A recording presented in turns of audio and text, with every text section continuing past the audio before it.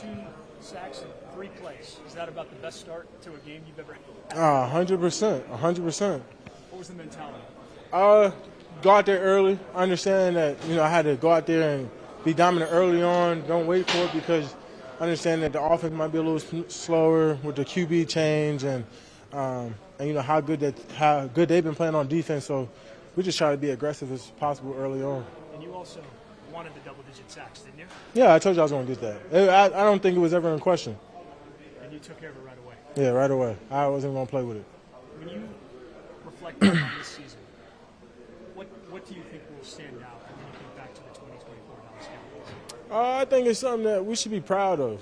I think this is a team that could have easily just said, man, we could throw in the towel, not care. But I'm proud that we all came in every day with purpose to get better, to keep trying, even to this last game, keep trying to the end of the whistle.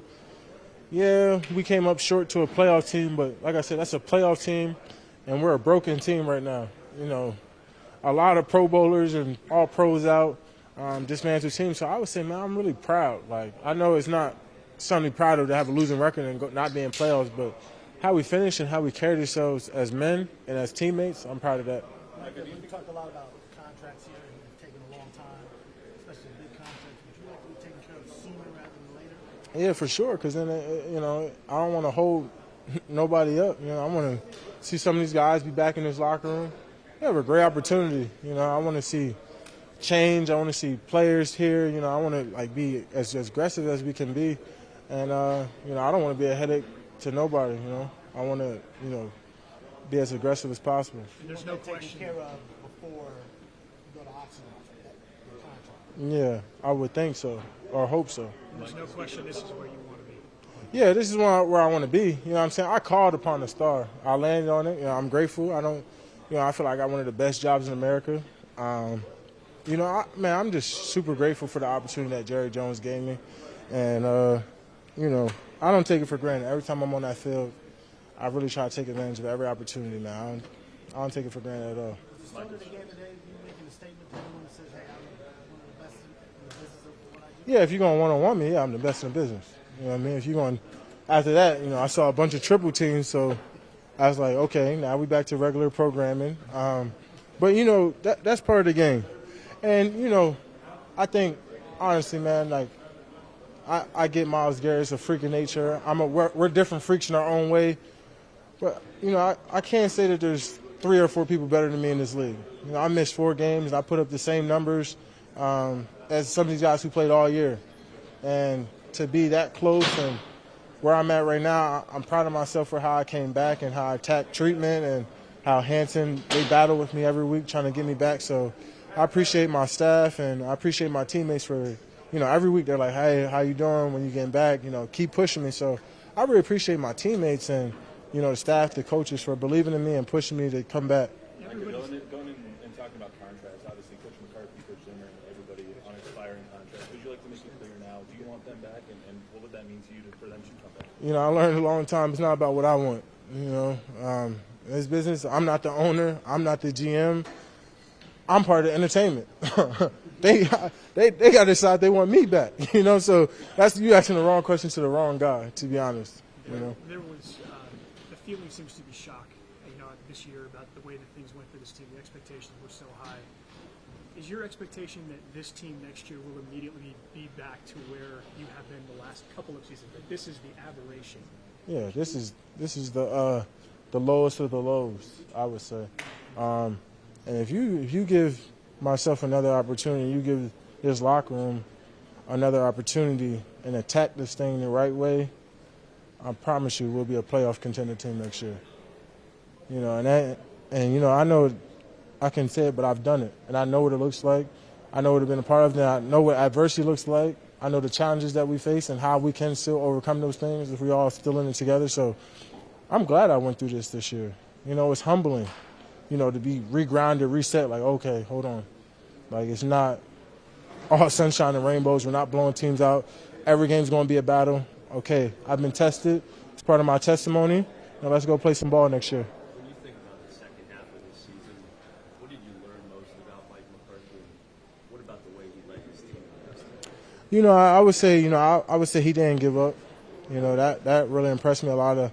I understand he's fighting to be back and to be a part of this unit still. But no, just staying in locked in every day, not giving up on the guys, taking what he's gotten between quarterbacks, the running back situation, O-line situation, and, you know, got innovative and tried to make the best of his situations. What would it mean to you to have Zim back? You know, if I got Zim back, awesome. You know, I think Zim might want to come back. I told you, I think, you know, he's ready to ride off in the sunset. To him, it's not even about money anymore. I think he got to want to do it. But, you know, he's my guy. We're going to have dinner next week. We said we're going to have dinner before I head off on my off-season adventures. But, man, if he comes back and the conversations is right and he gets compensated right, because the way he's held up, missing out corners, missing D linemen and did his thing, he's definitely earned the opportunity himself. Thanks, Micah. Huh? I can't tell y'all that. Welcome back into First Take. The Cowboys' disappointing season ended with a 23-19 loss to the Commanders yesterday. Dallas entered the year claiming they were all in, but fell short of expectations on the field, ending with a 7-10 record. So now the team has to decide whether to keep Mike McCarthy or head in a new direction this offseason. Here's Jerry Jones being asked if he'll give up GM duties moving forward.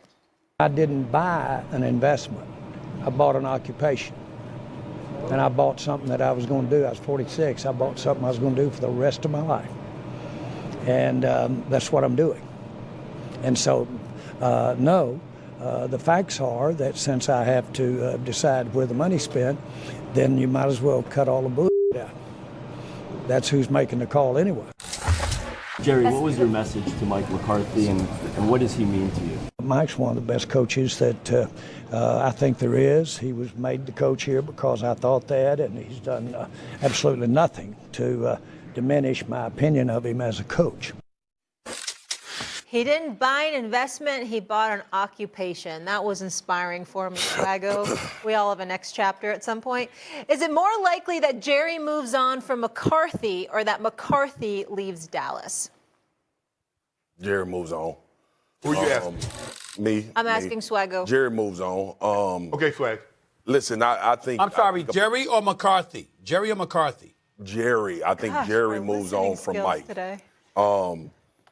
Listen, I sat right here in this spot. Stephen A. was in studio, and I asked the question the day Mike McCarthy was hired was, is he going to be able to coach free and clear? And Jerry just answered the question for the next head coach.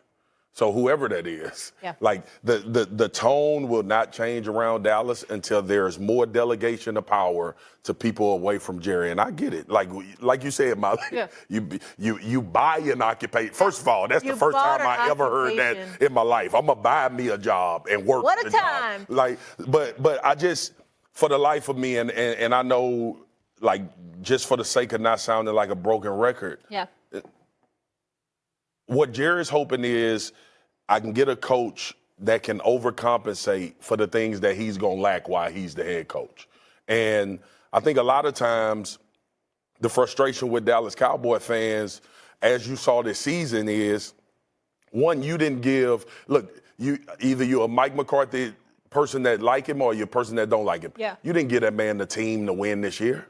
Like we all know that. We talked about that this all Yeah, he didn't do anything this offseason. So to me, it all reverts back to who it's reverted back to since the beginning. Now, playoff performances against Green Bay, that's not Jerry. You could play better. Even in the loss, you could have played better. Mm-hmm. So those type of things are strictly on Mike McCarthy, but it's still culture. What's the culture going to be, regardless of if you hire Bill Belichick or you hire Mike Vrabel or you keep Mike McCarthy or bring somebody new in? What's going to be different about how this organization is run? And until they answer that question, Culture is it really the right don't word. matter. You're 100% right. Shay, where are you on this?